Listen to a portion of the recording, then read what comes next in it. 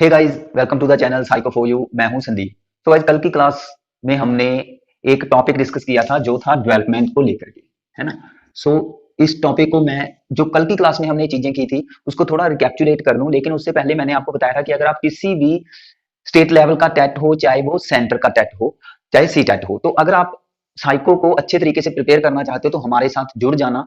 ठीक है। तो कल हमने जो शुरू कर ली थी अपनी क्लास, तो कल की क्लास को थोड़ा मैं रिकैप्चुलेट कर दूं कि हमने डेवलपमेंट किया था, जिसमें हमने डेवलपमेंट किया जो है ग्रोथ, उसके बारे में पढ़ा, है ना। तो इसके क्या एस्पेक्ट्स हैं, इसके क्या पहलू हैं। तो जो हमने मेंटल डेवलपमेंट, जैसे कि फिजिकल डेवलपमेंट और सोशल डेवलपमेंट और इमोशनल डेवलपमेंट, ये सारी चीजें हमने, इनका क्या आपस में रिलेशन है, वो कल की क्लास में हमने किया था। सो जो फर्स्ट टाइम इस वीडियो को देख रहे हैं उनसे रिक्वेस्ट है कि भाई पहले वो फर्स्ट क्लास देख लें ताकि आप आज के कॉन्सेप्ट से जुड़ जाओगे। तो कल हमने जब क्लास ओवर की थी तो मैंने आपको बताया था कि इसके बाद हम करेंगे डेवलपमेंट एंड ग्रोथ के जो प्रिंसिपल हैं। ठीक है। तो आज की क्लास हमारी डेवलपमेंट एंड ग्रोथ के जो सिद्धांत होते हैं, प्रिंसिपल होते हैं, उनसे रिलेटेड आज की क्लास है। तो यह मीन्स जो प्रिंसिपल है, इनसे रिलेटेड क्वेश्चन आपको हर तरीके के स्टेट लेवल का टेट हो चाहे वो सी टेट हो, उसमें देखने को मिलेगा ही मिलेगा।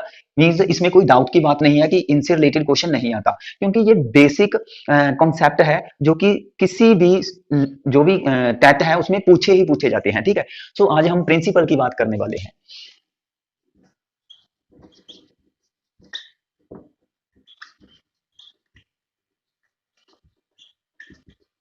सो principle of development and growth. ठीक है। तो सिद्धांत, बेसिकली मैं आपको सिद्धांत के बारे में बता दूं कि जो डेवलपमेंट एंड ग्रोथ है, यह सिद्धांत का मतलब होता है कि जो इसका मेन बेस है, यह किस पर टिके हुए हैं दोनों, तो वो हम सिद्धांत मानते हैं। तो कौन कौन सी चीजें, मीन्स कौन कौन से कैरेक्टराइजेशन इसमें आते हैं डेवलपमेंट और ग्रोथ में, वो यहाँ पे हम देखेंगे। ठीक है। सो प्रिंसिपल में हमारे पास जो फर्स्ट प्रिंसिपल आता है, ठीक है, वो आप याद रखोगे, प्रिंसिपल ऑफ पैटर्न। इसको पैटर्न बोल सकते हो, सीक्वेंस बोल सकते हो, या इसे आप डायरेक्शन भी बोल सकते हो। तो दिशा का सिद्धांत, ठीक है, या पैटर्न का सिद्धांत, ये ऐसी चीजें आप इसमें ले सकते हो। यह हमारे पास पहला सिद्धांत अब रहेगा, तो इसके बारे में हम पढ़ेंगे। देखो, डायरेक्शन, पैटर्न, सीक्वेंस होता क्या है। जो हमारे पास डेवलपमेंट है या ग्रोथ है, तो सिद्धांत यह मानता है कि यह हमारे पास दिशा में जाता है, या एक इसकी सीक्वेंस होती है, या ये एक इसका पैटर्न होता है। तो कैसे, जैसे कि हम बात कर लेते हैं एग्जाम्पल के अकॉर्डिंग, हम यहाँ पे देखेंगे। फर्स्ट ऑफ ऑल हम यहाँ पे बात कर लेते हैं एक फिजिकल डेवलपमेंट की, है ना। फिजिकल डेवलपमेंट की देखो, एक बच्चा है, छोटा बच्चा है, उसकी बॉडी कैसे विकसित होती है। तो अगर फिजिकल डेवलपमेंट में हम बात करें, एक स्टेज ले लेते हैं जिसका नाम है प्रीनेटल स्टेज। तो प्रीनेटल स्टेज को हम क्या मानते हैं, देखो यह वह अवस्था है जो कि बच्चे की जन्म से पहले की अवस्था हम इसको बोल सकते हैं, है ना। जन्म से पहले की अवस्था मींस जब बच्चा माँ के गर्भ में होता है ड्यूरिंग प्रेगनेंसी, तो उस स्टेज को हम प्रीनेटल स्टेज कहते हैं। तो इसमें देखो, इसमें क्या होता है, इसमें कंसेप्शन होती है ना। ये आपको पता है कि एक कैसे, मींस डायरेक्शन या सीक्वेंस कैसे बन रही है, कि जैसे ही एक मेल और फीमेल, ठीक है, मेल और फीमेल का आपस में जो भी रिलेशन बनता है, तो उसमें जो स्पर्म है और हमारे पास जो एग है, ये दोनों आपस में मिलते हैं और आगे जाकर के ये क्या होते हैं, फर्टिलाइज होते हैं, है ना। तो इनकी फर्टिलाइजेशन होती है, ये हमें पता है। तो फर्टिलाइजेशन के बाद हमें पता है कि वो आगे जाकर के जाइगोट में टूट जाता है ना। तो फर्टिलाइजेशन के बाद वो जाइगोट बन जाता है। ठीक है। सो इसके बाद वह एक आगे जो हमारे पास 9 मंथ का टाइम पीरियड रहता है ड्यूरिंग प्रेगनेंसी, एक बेबी बन जाता है ना। सो प्रीनेटल स्टेज में इस तरीके से यह एक सीक्वेंस चल रही है कि भाई स्पर्म और एग आपस में मिले और फर्टिलाइजेशन हुई, फिर जाइगोट बना, फिर आगे जाकर के एक बेबी बना, है ना। तो ये प्रीनेटल स्टेज है। ऐसे ही अगर आप बात करें हम बर्थ की, तो जन्म से लेकर के मृत्यु तक, तो यह भी एक डायरेक्शन ही तो है कि जन्म से लेकर के मृत्यु तक जो विकास है वो चलता है। ठीक है। तो इस तरीके से, इस एग्जाम्पल से आप अच्छे तरीके से समझ गए होंगे। और एग्जाम्पल ले लेते हैं हम यहाँ पे, कि जैसे कि हम बात करें, लैंग्वेज को ले लो आप, सिंपल है, भाषा को ले लो। तो भाषा भी बच्चे तो एक दिशा में ही सीखते हैं। जैसे कि स्टार्टिंग में आपने ये स्टेज पढ़ी होगी कि जब बच्चा जन्म लेता है तो रोता है, क्राइंग आती है ना। क्राइंग के बाद हमारे पास जिसको बोलते हैं हिंदी में कूजन, कूइंग आती है, ठीक है, जिसमें बच्चा अस्पष्ट आवाजें निकालता है। इसके बाद हमारे पास बैबलिंग आती है, ठीक है, जिसको बोलते हैं बलबलाना, है ना। उसके बाद कहीं जाकर के बच्चा किसी एक वर्ड का यूज करना सीखता है और फिर आगे जाकर के वह क्या है, सेंटेंस बनाना सीखता है और आगे फिर उन्हीं सेंटेंसेस को वह ग्रामेटिकली तरीके से सीखता है ना। तो ये एक डायरेक्शन चल रही है, ठीक है। सो लैंग्वेज में आप ले सकते हो, डायरेक्शन है। ऐसे ही लर्निंग में अगर बात करें, यहाँ पे हम लर्निंग में भी आपको बता देते हैं कि लर्निंग में होता क्या है। जैसे कि लर्निंग की भी तो डायरेक्शन होती है। पहले बच्चा जर्नल चीजें सीखता है, फिर बच्चा स्पेसिफिक चीजें सीखता है, ठीक है। तो इसको भी आप समझ सकते हो, पहले बच्चा सामान्य चीजें सीखता है, फिर स्पेसिफिक विशिष्ट विशिष्ट चीजें सीखता है ना। तो लैंग्वेज हो गया, मींस किसी भी तरीके का विकास जो बच्चे में हो रहा है वह एक डायरेक्शन को फॉलो करता है, पैटर्न को फॉलो करता है, ठीक है। तो ये आप अपनी कॉपी पे ये चीजें नोट कर सकते हो कि जो विकास है वह एक पैटर्न में चलता है, एक डायरेक्शन को फॉलो करता है। तो फर्स्ट, सेकंड और ये थर्ड, ये तीनों चीजें आप याद रखोगे। एक ही प्रिंसिपल में हमने तीनों चीजें कर ली, आपको एग्जांपल मैंने दे दिए। अगर फिर भी ये चीज आप नहीं समझ पा रहे तो आप हमें कमेंट सेक्शन में कमेंट कर सकते हो। आगे हमारे पास जो सेकंड प्रिंसिपल आता है, सेकंड प्रिंसिपल की बात कर लेते हैं। तो ये है प्रिंसिपल ऑफ, सुना होगा आपने, कंटिन्यूस, ठीक है। प्रिंसिपल ऑफ कंटिन्यूस का सिद्धांत मींस जो विकास है वो लगातार चलने वाली प्रोसेस है, हम ये कह सकते हैं। तो कंटिन्यूसली जो है चलता है विकास। तो हमने पढ़ा था, ये हमें पता है कि विकास गर्भ से स्टार्ट होता है, ठीक है, मींस प्रीनेटल से स्टार्ट होता है। उसके बाद बच्चे का जन्म हो जाता है, फिर वह मृत्यु तक चलता है। तो विकास लगातार होता जा रहा है, ठीक है। गर्भ से स्टार्ट हुआ, जन्म हुआ, फिर मृत्यु तक। तो यह जन्म से लेकर के मृत्यु तक चलता है, इसलिए इसको कहते हैं निरंतर चलने वाली प्रक्रिया, ठीक है। निरंतर चलने वाली प्रक्रिया, जहां कंटिन्यूसली प्रोसेस, ठीक है, डेवलपमेंट को। लेकिन इसमें ये चीज याद रखोगे कि जो ग्रोथ है वो कहीं ना कहीं जाकर के स्टॉप हो जाती है, रुक जाती है। कि यह जन्म, ग्रोथ है जो गर्भ से स्टार्ट हो जाती है, जन्म तक चलती है। और जन्म के बाद अगर जो हम स्टेजेस की बात करें, जैसे कि इन्फेंसी पीरियड हो गया, है ना, इसमें बच्चे की ग्रोथ होती है। अगर इन्फेंसी पीरियड के बाद हम बात करें चाइल्डहुड की, तो इसमें भी ग्रोथ हो रही है बच्चे की। ऐसे ही एडोलसेंस में भी ग्रोथ होती है ना। तो किशोरावस्था में, उसके बाद वयस्कावस्था जिसको हम बोलेंगे अडल्टहुड, है ना। तो इसके बाद जब व्यक्ति वृद्धा अवस्था में चला जाता है, जब व्यक्ति बुढ़ापे में चला जाता है, तो यहाँ पे आकर के ग्रोथ है जो क्या है, वो स्टॉप हो जाती है, ठीक है। तो वृद्धावस्था में ग्रोथ जो है स्टॉप हो जाती है। तो ये आप याद रखोगे कि विकास चलता रहता है। क्योंकि अगर हम विकास की बात करें तो जैसे कि किसी व्यक्ति के एक्सपीरियंस वो लगातार मृत्यु तक गेन करता जाता है, ठीक है। कुछ जो लर्निंग्स होती हैं वो लगातार गेन करता जाता है। तो इट मींस जो विकास है वो लगातार चलता है, लेकिन ग्रोथ एक टाइम पीरियड पर आकर के रुक जाती है। मींस हम ये कह सकते हैं आफ्टर 16 है जो व्यक्ति की ग्रोथ है वो रुक जाएगी। 16 ईयर के बाद हम मान सकते हैं कि ग्रोथ रुक जाती है। लेकिन आजकल का टाइम तो ऐसा है कि भाई नियर अबाउट 50 और 50 के बाद ही ग्रोथ रुक जाती है। क्योंकि जो हमारा रहन सहन है, जो हमारा खान पान है, वो भी कुछ ऐसा हो गया है कि ज्यादा जो एज है बस व्यक्ति की वो 60-65 के नियर अबाउट रह गई है बस, ठीक है। कोई मीन्स हम ऐसा नहीं है कि सभी 60-65 के, लेकिन ज्यादातर, ठीक है, एवरेज की बात करें तो ज्यादातर एज लगभग इतनी ही रह गई है, ठीक है। तो 60 के बाद ग्रोथ है जो रुक जाती है। तो ये आप इसमें याद रख लेना। तो कंटिन्यू, निरंतर चलने वाली प्रक्रिया की लगातार चलती रहती है, जिसमें व्यक्ति अपने एक्सपीरियंस होते हैं, लर्निंग होती है ना। तो ये चीजें सीखता जाता है। तो ये हमारे पास दो हो गए, प्रिंसिपल ऑफ पैटर्न का, प्रिंसिपल ऑफ कंटिन्यू का। आगे हम तीसरा देखें। आगे हमारे पास जो थर्ड कॉन्सेप्ट आता है, तीसरा सिद्धांत आता है, वो है प्रिंसिपल ऑफ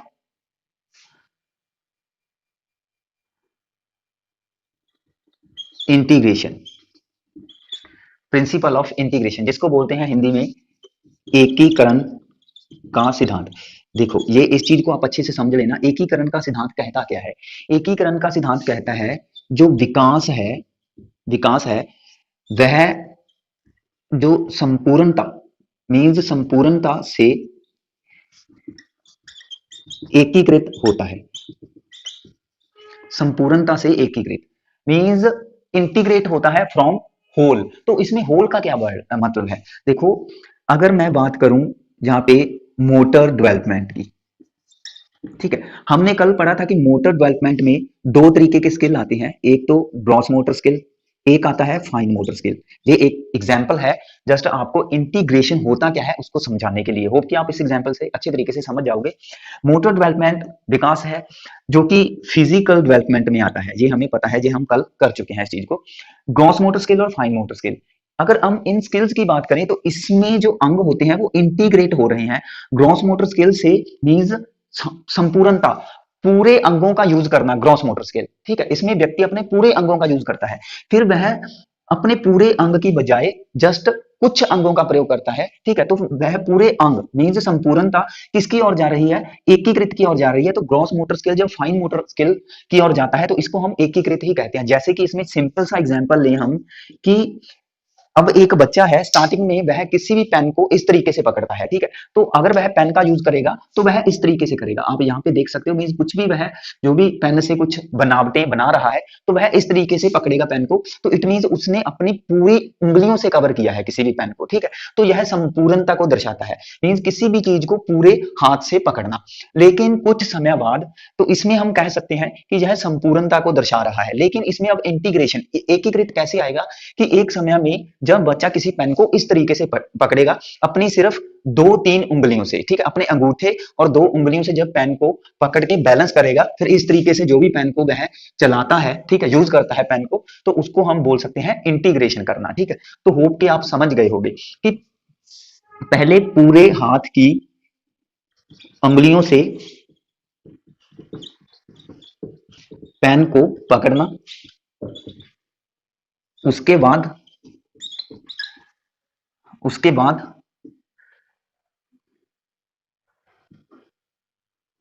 अंगूठे और 2 उंगलियों से पेन या पेंसिल को पकड़ना। तो ये सिंपल सा एग्जांपल है जो कि आप किस में रख सकते हो, प्रिंसिपल ऑफ इंटीग्रेशन में रख सकते हो, ठीक है। तो इंटीग्रेशन में सिंपली याद रखोगे, हम अपना आई हैंड कोऑर्डिनेशन बनाते हैं। आई हैंड कोऑर्डिनेशन मींस हाथों और आंखों के बीच एक बैलेंस बनाते हैं, समन्वय बनाते हैं, ठीक है। सो आई हैंड कोऑर्डिनेशन इंटीग्रेशन में ही आता है, ठीक है। तो इसमें चीजों को यूज करने के लिए एक अच्छे तरीके से उनको हैंडल करना, ठीक है। तो ये इंटीग्रेशन का सिद्धांत है, तो इसको बोलते हैं एकीकरण का सिद्धांत। ये तीनों सिद्धांत हमारे हो गए हैं। दिशा को फॉलो करता है, ठीक है, पैटर्न को फॉलो करता है, लगातार चलने वाली प्रक्रिया है, और एकीकरण का सिद्धांत या एकीकृत या एकीकरण या प्रिंसिपल ऑफ इंटीग्रेशन, ठीक है। आगे हम फोर्थ देखते हैं। सो गाइस, आगे हमारे पास जो फोर्थ सिद्धांत है वो आप याद रखोगे, rate and speed. Rate and speed of development and growth is not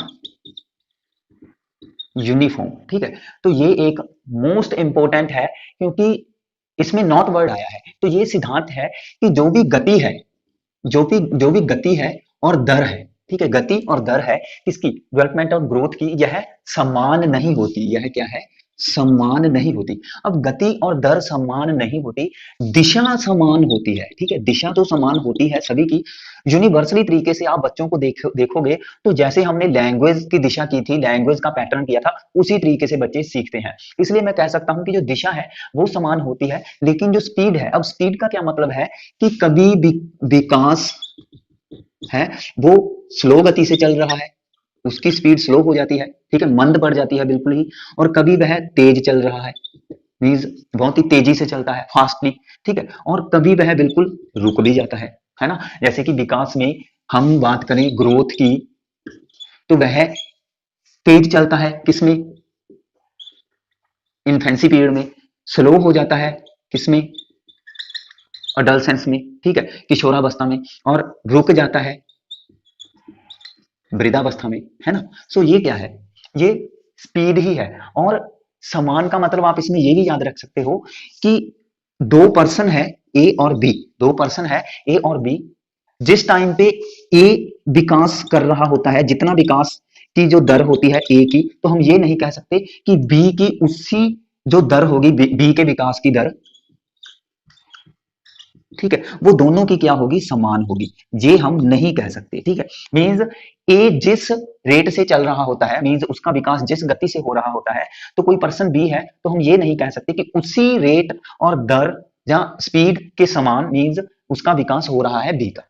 ठीक है, तो हम ऐसा नहीं मानेंगे इसमें। तो ये चीज आप याद रखना कि जो रेट है या स्पीड है डेवलपमेंट ऑफ ग्रोथ की, सॉरी डेवलपमेंट एंड ग्रोथ की, वो यूनिफॉर्म नहीं होती। ठीक है, तो ये एक प्रिंसिपल चला जाता है किसका, डेवलपमेंट एंड ग्रोथ का। तो rate and speed of development is not uniform, means simple लिख लेना अपनी कॉपी पे कि भाई जो दर है या गति है विकास की वह समान नहीं होती। एग्जाम्पल मैंने आपको बता दिया। आगे हमारे पास ये फोर्थ हो गया, फिफ्थ देखते हैं। फिफ्थ में हमारे पास आता है प्रिंसिपल ऑफ इंडिविजुअल डिफरेंसेस, व्यक्तिक भिन्नताओं का सिद्धांत।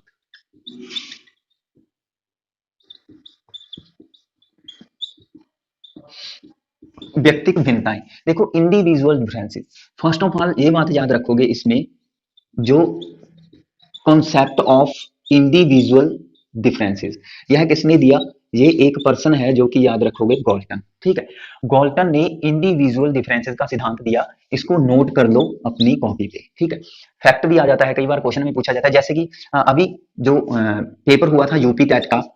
ठीक है, तो यूपी टेट में क्वेश्चन पूछा गया था कि भाई हेरिडेटरी जीनियस, हेरिडिटरी जीनियस जो बुक है वो किसने लिखी, तो वो हमारे पास गॉल्टन ही है ना। सो हेरिडिटरी जीनियस बुक गॉल्टन ने लिखी। इस तरीके से कई बार फैक्ट पूछे जाते हैं आपके स्टेट लेवल के पेपर में। तो कॉन्सेप्ट ऑफ इंडिविजुअल डिफरेंसेस, व्यक्तिक भिन्नताओं का सिद्धांत, व्यक्ति किसने दिया, ये आप याद रखोगे गॉल्टन ने। ठीक है, अब हम इंडिविजुअल डिफरेंसेस की बात करते हैं। देखो हमें पता है कि विकास और ग्रोथ में जो समानता अभी हम पढ़ के आए हैं ना, कि उसमें जो रेट और स्पीड है वो समान नहीं होती। तो उसका एक कारण ये भी बनता है कि क्योंकि व्यक्ति में जो जो भी दो पर्सन है, ठीक है, तो उनमें आपस में हम कह सकते हैं अंतर पाए जाते हैं। ठीक है, तो जो अंतर पाए जाते हैं सीखने से रिलेटेड या उसकी जो ग्रोथ है, फिजिकल ग्रोथ है उनसे रिलेटेड। ठीक है, तो जो अंतर पाए जाते हैं, एक टाइम पे एक बच्चा जल्दी तरीके से सीख रहा होता है, एक बच्चा लो तरीके से सीख रहा होता है। इट मींस उनमें सीखने में अंतर पाए जा रहे हैं। फिजिकल डेवलपमेंट की बात करें कि एक बच्चा तेजी से अपने जो हाइट है उसको गेन कर लेता है, एक बच्चा तेजी से हाइट गेन नहीं करता, तो वो भी मीन्स क्या है, इंडिविजुअल डिफरेंसेस का एग्जाम्पल ही है। ठीक है, सो इंडिविजुअल डिफरेंसेस में याद रखोगे कि पूरे वर्ल्ड में आपस में जो लोगों में, ठीक है, जो भी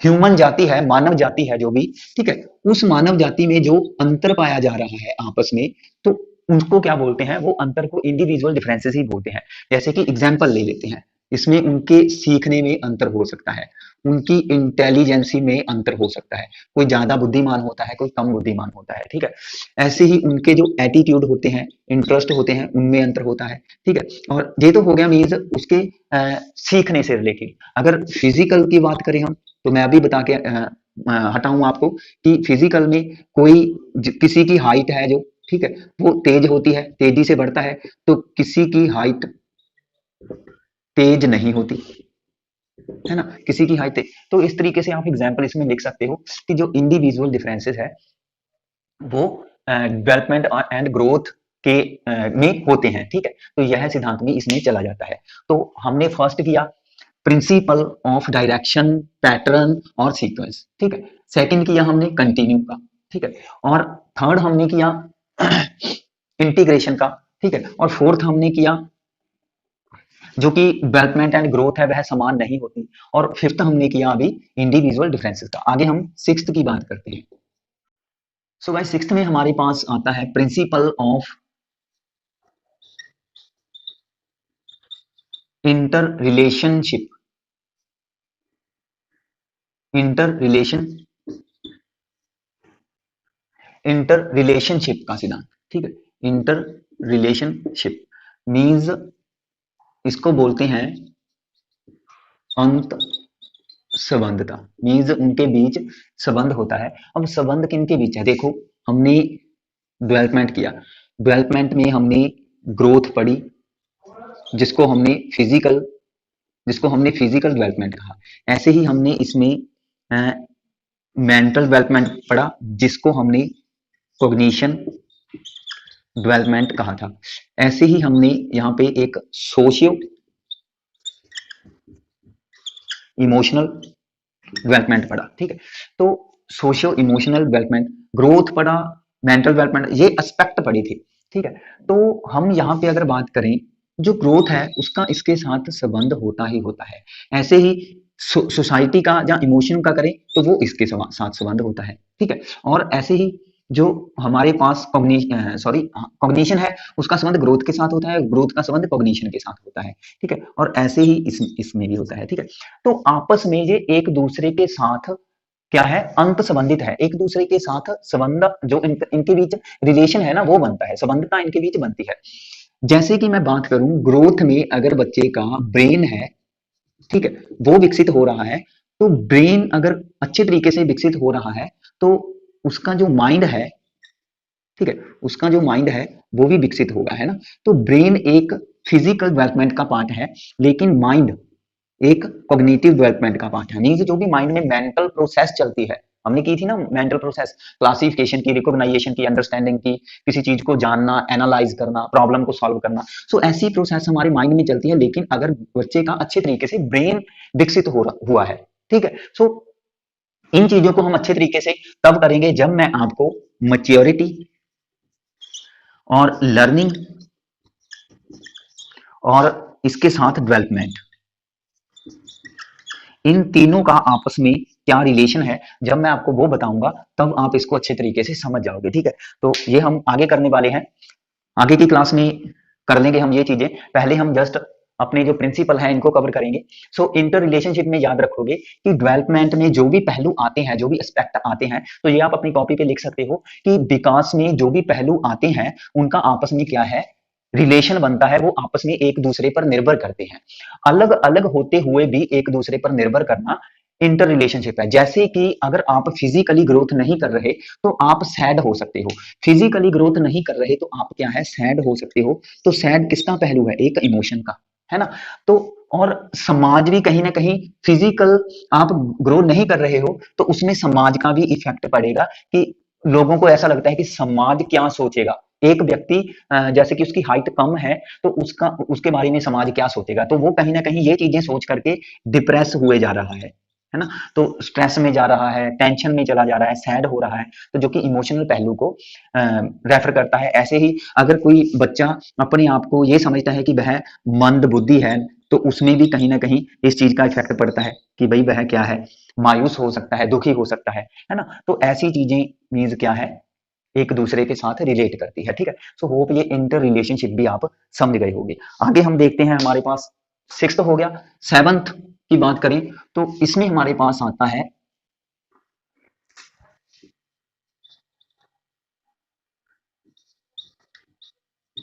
predictability. Predictability means prediction. Predictability, prediction करना होता क्या है, ये आपको पता है कि इसको हम बोल सकते हैं सिंपली भविष्यवाणी, है ना, इसको हम बोल सकते हैं। डेवलपमेंट एंड ग्रोथ में प्रेडिक्टेबिलिटी का सिद्धांत होता है, प्रेडिक्शन का सिद्धांत इसमें आता है। जैसे कि एक बच्चे ने जर्नल, हमने पढ़ा है ना, general to specific, general to specific, कि एक बच्चे ने जर्नल चीजें करनी सीख ली तो हमें पता है कि वह स्पेसिफिक विशिष्ट चीजें कर सकता है। जैसे कि एक टीचर है, वो भविष्यवाणी मीन्स अंदाजा, इसको हम वैसे जस्ट ये कह सकते हैं कि गैस करना, वो अंदाजा लगा सकता है कि एक बच्चे ने टू डिमेंशनल स्ट्रक्चर बनानी सीख ली है, तो फिर वह आगे जाकर के थ्री डिमेंशनल स्ट्रक्चर भी क्या कर सकता है, बना सकता है, ठीक है। उसने एक टू डिमेंशनल 2D स्ट्रक्चर अगर उसने सीख ली तो वह 3D स्ट्रक्चर भी क्या है, बना सकता है। तो इट मीन्स यह क्या है, यह प्रेडिक्टेबिलिटी में आती है, ठीक है। सो ऐसी चीजें मीन्स बच्चे का किस तरीके से विकास हो रहा है, फिर आगे उसका विकास कैसे हो सकता है, तो वो चीजें सोचना प्रेडिक्टेबिलिटी में आता है। जैसे कि एक बच्चा, हमें पता है स्टार्टिंग में कक्षा में वह म्यूजिकली कुछ आवाजें निकालता है, ठीक है, जहां उसको म्यूजिक का शौक है, तो हम उसके बारे में ये डिसाइड कर सकते हैं कि उसको हम मीन्स एक आर्टिस्ट या सिंगर बना सकते हैं, है ना। तो मीन्स इस तरीके का रिस्पॉन्स देना, तो आगे जाकर के उसका जो एक फ्यूचर है उसको सेट कर देना एक टीचर के द्वारा। तो ये टीचर में क्वालिटी होनी चाहिए, इसलिए टीचर को प्रेडिक्टेबिलिटी के बारे में पता होना चाहिए कि बच्चा कौन सी चीजें सीख गया और फिर आगे फिर वह कौन सी चीजें सीख सकता है, उसके पास किस तरीके की एक्सपीरियंस है और फिर आगे कौन से एक्सपीरियंस हम उसमें ऐड कर सकते हैं। ठीक है, तो ऐसी चीजें किसमें आती हैं, प्रेडिक्टेबिलिटी में आती हैं। क्लियर है, तो ये आप लिख सकते हो इसमें कि विकास में एक टीचर होने के नाते, जहां विकास बच्चे का विकास किस तरीके का हो रहा है, तो एक टीचर होने के नाते आप अंदाजा लगा सकते हो। ठीक है, कि बच्चे का विकास इस टाइम पे एक टाइम पे ये है तो दूसरे टाइम पे ये फिर हो सकता है। ठीक है, तो ऐसे नहीं है कि अगर एक बच्चा टू डिमेंशनल स्ट्रक्चर नहीं बना रहा तो आप उसको फोर्सली उसको ये चीज सिखा रहे हो। ठीक है, थ्री डिमेंशनल स्ट्रक्चर सिखा रहे हो, अगर वह अभी टू डिमेंशनल के लिए ही प्रिपेयर नहीं हुआ है तो फिर आप इसको ऐसे कैसे सिखा दो। ठीक है, तो ये चीजें मीन्स इसके लिए मैं आपको थोड़ा बता दूं कि एक क्वेश्चन आया था सीटेट में, काफी टाइम पहले मैंने पढ़ा था। क्वेश्चन ये था कि भाई टीचर ने यह देखा कि बच्चा डायमंड की जो स्ट्रक्चर है, ठीक है, वो डायमंड की स्ट्रक्चर नहीं बना सकता। टीचर ने देखा कि बच्चा डायमंड की स्ट्रक्चर नहीं बना सकता क्योंकि उसे वर्ग बनाने में कठिनाई हो रही। मीन्स टीचर ने देखा कि वह डायमंड की स्ट्रक्चर नहीं बना पाएगा क्योंकि उसे अभी वर्ग बनाने में भी कठिनाई हो रही है। तो यह विकास के किस प्रिंसिपल को देख करके उसने ये अंदाजा लगाया। ठीक है, तो उसने प्रेडिक्टेबिलिटी को देख करके गैस किया था कि भाई अगर उसे वर्ग बनाना ही नहीं आता तो फिर वह डायमंड की स्ट्रक्चर कैसे सीख जाएगा। ठीक है, मीन्स इस तरीके से जो भी एक स्ट्रक्चर होती है वो वह कैसे बना लेगा क्योंकि उसे अभी इस जो भी है मीन यही चीज अभी नहीं बनानी आती है ना, वर्ग भी नहीं बनाना आता उसे, इस तरीके से एक सिंपल जो बॉक्स है वो नहीं बनाना आता, तो वो डायमंड की स्ट्रक्चर नहीं बना पाएगा। क्लियर है, तो ये प्रेडिक्टेबिलिटी में आता है कि हम पहले डिसाइड कर सकते हैं कि बच्चे का विकास आगे उसको कौन कौन सी चीजें सिखा सकते हैं ताकि उसका विकास हो सके। ठीक है, तो ये हमारे पास सिद्धांत थे कुछ जो कि प्रिंसिपल ऑफ डेवलपमेंट में आते हैं। ठीक है, ऐसे ही इसमें दो सिद्धांत मैं आपको और बता देता हूं जो कि जिसका संबंध जो हमने फर्स्ट किया था सिद्धांत, दिशा का सिद्धांत। ठीक है, हमने फर्स्ट किया था कि यह फॉलो करता है एक डायरेक्शन को, पैटर्न को। तो दिशा के सिद्धांत में आपने दो चीजें और रखनी है। ठीक है, एक तो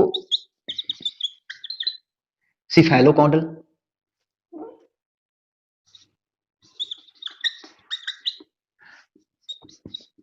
दूसरा है प्रॉक्सी मोडिस्टल। ठीक है, इसको मैंने कल भी आपको बता दिया था। सिफेलोकॉन्डल सिर से पैर, इसको बोलते हैं आंतरिक अंगों से बाहरी अंगों के, आंतरिक से बाहरी। ठीक है, अब इसको हिंदी में बोलते हैं शिरा पदाभिमुख, ये साइकोलॉजिकल लैंग्वेज है, ये भी आप याद रख सकते हो। इसको बोलते हैं दूरा पदाभिमुख। ठीक है, अब इंग्लिश में आपको इन दोनों के लिए कौन कौन से वर्ड देखने को मिल सकते हैं, इसके लिए जहां तो ये वर्ड देखने को मिल सकता है हेड टू लिम। अगर आपको ये हेड टू लिम वर्ड देखने को मिल रहा है तो आप उस टाइम पे ये पिक करोगे। ठीक है, सिफेलोकॉर्डल, क्योंकि यह एक दिशा है कि पहले हेड का विकास होता है, जब बच्चा हेड पर कंट्रोल करना सीखता है फिर अपने पैरों पर। और इसके लिए आपको ये वर्ड भी देखने को मिल सकता है लॉन्गिट्यूडनल। हाँ, लॉन्गिट्यूडनल, ये वर्ड भी देखने को मिल सकता है लॉन्गिट्यूड। ठीक है, और इसी में आपको सेंटर टू पेरिफेरी, ठीक है, और या ये भी केंद्र से परिधि, केंद्र से परिधि। देखो ये तो होता है ऊपर से नीचे की ओर, तो लॉन्गिट्यूडनल आ जाता है इसमें। ठीक है, और ये होता है केंद्र से परिधि, इस तरीके से केंद्र से, ये केंद्र है और ये हो गई परिधि। ठीक है, केंद्र से परिधि, तो ये इस तरीके से आता है।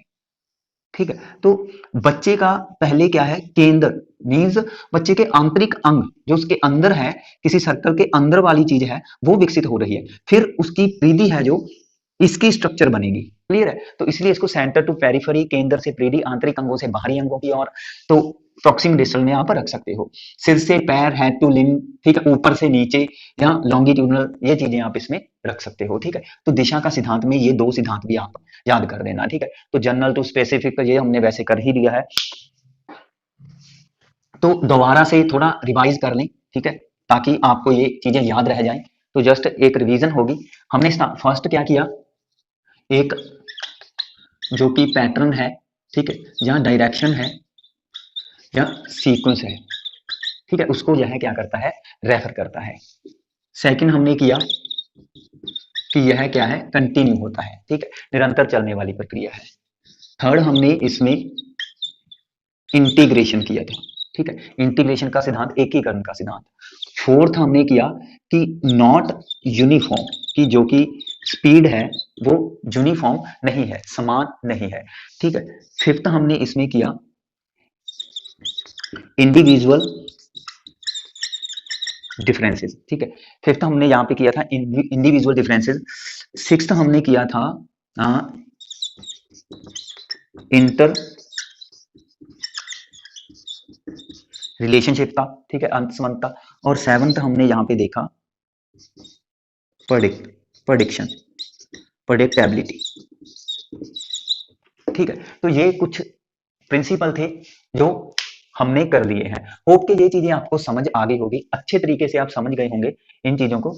तो ये आज की हमारी वीडियो थी। इसको आप हिंदी में भी लिख लेना, दिशा का सिद्धांत, निरंतर चलने वाली प्रक्रिया, एकीकरण का सिद्धांत, गति समान नहीं होती, व्यक्तिगत भिन्नताएं पाई जाती हैं, एक दूसरे से संबंध होता है, इनके बीच रिलेशन बनता है, जहां इसमें भविष्यवाणी की जा सकती है, ठीक है। तो हिंदी में भी आप लिख सकते हो। तो ये बार बार अगर आप लिख के देखोगे तो आपको याद हो जाएंगी ये चीजें, इसमें कोई बड़ी बात नहीं है ये याद, क्योंकि देखो सिंपल चीजें हैं, आपने जस्ट रट्टा नहीं मारना है, जस्ट आपने जो ग्रोथ चल रही है तो उसमें क्या चीजें आ रही है, तो ये चीजें हमें पता चल जाता है कि भाई ऐसी चीजें हैं उसमें, है ना। तो कोई ज्यादा बड़ी बात नहीं है, एक दो बार अगर आप वीडियो को भी देखोगे तो चीजें रिवाइज हो जाएंगी, नहीं तो आप अपनी कॉपी पे एक बार अगर लिख लोगे तो ये चीजें याद रह जाएगी, ठीक है। तो ये हमारी वीडियो थी, अगर कुछ नहीं समझ आया तो आप कमेंट कर सकते हो। अगर कोई भी आपको लगा कि भाई ये चीज हमारे माइंड में नहीं घुस रही है, तो मैं कोशिश करूंगा कमेंट में आपको बताने की, ठीक है। सो होप के आज की वीडियो आपको अच्छी लगी होगी। कल की क्लास में हम डेवलपमेंट से रिलेटेड ही करेंगे कि इसके जो प्रभावित करने वाले कारक हैं, और अभी मैंने आपको बताया, एक तो हम कल की क्लास में कर लेंगे इफेक्ट, जो कि कारक हैं, प्रभावित करते हैं जो कारक, ठीक है, जो फैक्टर्स होते हैं। तो और एक कर लेंगे कि इसका जो डेवलपमेंट है, इसका लर्निंग के साथ और मैच्योरिटी के साथ, है ना, जहां हमने किया, इसको हमने चेंजेस कहा था, परिवर्तन, ये आपस में कैसे एक दूसरे के साथ रिलेट करते हैं, ये भी हम कल की क्लास में देखेंगे। तो फैक्टर करेंगे कल की क्लास में, तो कल की क्लास को भी मिस मत करना। तो आज की क्लास में जो चीजें आपको समझ आ गई है, तो कमेंट, अच्छे अच्छे कमेंट करना, वीडियो को लाइक करना, हमारे चैनल को सब्सक्राइब करना और बेल आइकन को जरूर प्रेस कर लेना ताकि वीडियो की नोटिफिकेशन आपको मिल जाए। Thanks for watching. Click on the give icon to subscribe us. Please subscribe us for more updates. Click on the give icon to subscribe us. Please subscribe us for more updates.